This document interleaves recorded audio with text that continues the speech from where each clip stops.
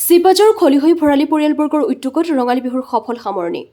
চিপাঝাৰ সমজিলাৰ অন্তৰ্গত খলিহৈ ৰামদেলিপাৰাত যুৱ ব্যৱসায়ী ৰাতুল ভৰালী তথা পৰিয়ালবৰ্গৰ উদ্যোগত শুক্ৰবাৰে ৰঙালী বিহু উদযাপনৰ সামৰণি পৰে। কাৰ্যসূচী অনুসৰি ৰাতিপুৱা বিহুৰ পতাকা উত্তোলন, স্মৃতি তৰ্পণ, গছপুলি ৰোপণ, হিয়াৰ আমঠু, জুবিন গাৰ্গৰ শ্ৰদ্ধাঞ্জলি অনুষ্ঠান আৰু ৰূপায়ণ, খেল-ধেমালিৰ প্ৰতিযোগিতা।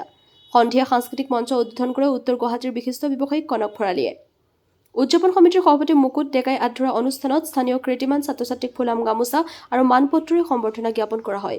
প্ৰদৰ্শনীমূলক নৃত্য, আমন্ত্ৰিত বিহু হুঁচৰি দলৰ বিহু প্ৰদৰ্শন আদি কাৰ্যসূচীৰ পিছতেই নিশা সাংস্কৃতিক অনুষ্ঠানৰ লগতে জনপ্ৰিয় কণ্ঠশিল্পী কুসুম কৈলাশৰ গীতৰ শৰাই।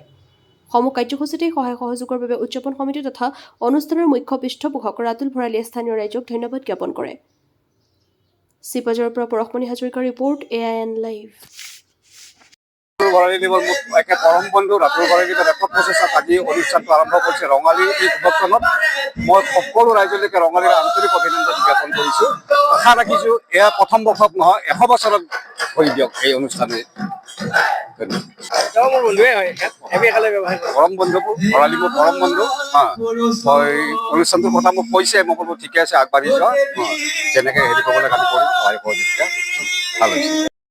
আজি আমি বহাগৰ 10 তাৰিখ, 24 তাৰিখে এখন বিহু পাতিছোঁ। সেয়েহে মানে বিহুখন ভাল হ'ব বুলি আশা কৰিছোঁ, ৰাইজৰ সম্পূৰ্ণ সঁহাৰি পাম বুলি।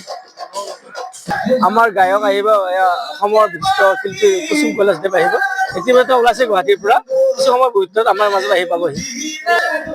আমাৰ ইয়াত প্ৰতিটো ওলাই আহি সহায় সহযোগ কৰি নৃত্য পৰিৱেশন কৰিছে। খুবেই ভাল পৰিৱেশ হৈছে। কেৱল বিহুৰ বাকৰি চলি আছে আমাৰ মাজত। হয়, খবৰ কৰিছোঁ তেখেতক পোৱাৰ আগত আমি জুবিন গাৰ্গক জনাই ইয়াত চাকি বন্তি লগাই তেওঁ আশা কৰি আমি জনাইছোঁ। আমাৰ ৰাতিপুৱা ফাৰ্ষ্ট হৈছিলে পতাকা উত্তোলন, স্মৃতি তৰ্পণ, জুবিন গাৰ্গৰ এইবিলাক।